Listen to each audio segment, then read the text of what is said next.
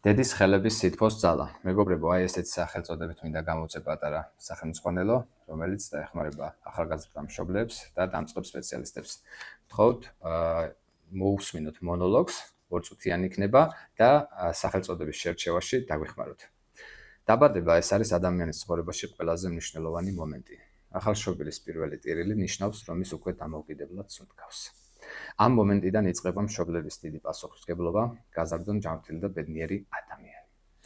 ამ ქვეყნად მოვლენებისთანავე ჩვილი ხდება ახალ სამყაროში, სადაც ყველაფერი უცხოა: ჰაერი, შუქი, ხმები, სურნელები, შეხება და ასე შემდეგ.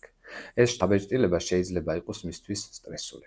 ამიტომ ძალიან მნიშვნელოვანია, რომ ახალშობილმა იგრძნოს დაცულობა და სითბო, რომელსაც დედის სხეული უზრუნველყოფდა 9 თვის განმავლობაში.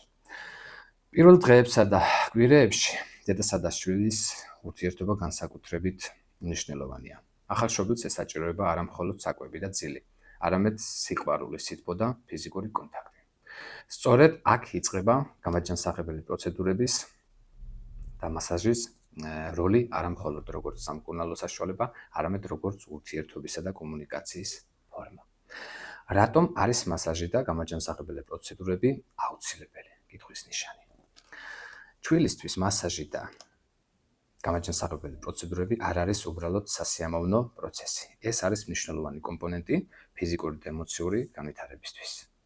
მასაჟი აუმჯობესებს სისხლის მიმოქცევას, აძლიერებს იმუნურ სისტემას, ხელს უწყობს კუნთებისა და ძვლების სწორ განვითარებას. ვარჯიშები კი ავითარებს კოორდინაციას, წონასწორობას, მოტორიკას და ანიჭებს ბავშვს მოძრაობის მიმართ სიხარულს. ამ პროცესებს ასევე აქვს ფსიქოლოგიური მნიშვნელობა. როცა დედა ან მამა ეხება ახალშობილს ნაზად, მზრუნველად და სიყვარულით, ახალშობილი გრძნობს თავს უსაფრთხოდ. ასეთი ფიზიკური კონტაქტი აძლიერებს მშობელსა და შვილს შორის ემოციურ კავშირს, ეხმარება სამყაროს ნდობაში და საკუთარი სხეულის უკეთეს შეგრძნებაში. მეგობრებო, წერა ყოველთვის უკეთ გამომდიოდა შემეძლო ჩემი აზრის დაფიქსირება, ვიდრე მისი სიტყვიერად გადმოცემა. განსაკუთრებით მაშინ, როდესაც კამერასთან ვაკეთებ ამას, ყველაფრის გადმოცემა არ შემიძლია, ამიტომაც ცუდად არ გამიგოთ, თუ მე წავიკითხე აი ეს ჩემი მონოლოგი. შეგვიფასეთ, გთხოვთ, აქ ჩვენ არ ვსაუბრობთ იმაზე, თუ რო ძლიერები ვართ ჩვენ ვართ სასწავლმომქმედები, აი ამ ფორმაში არა.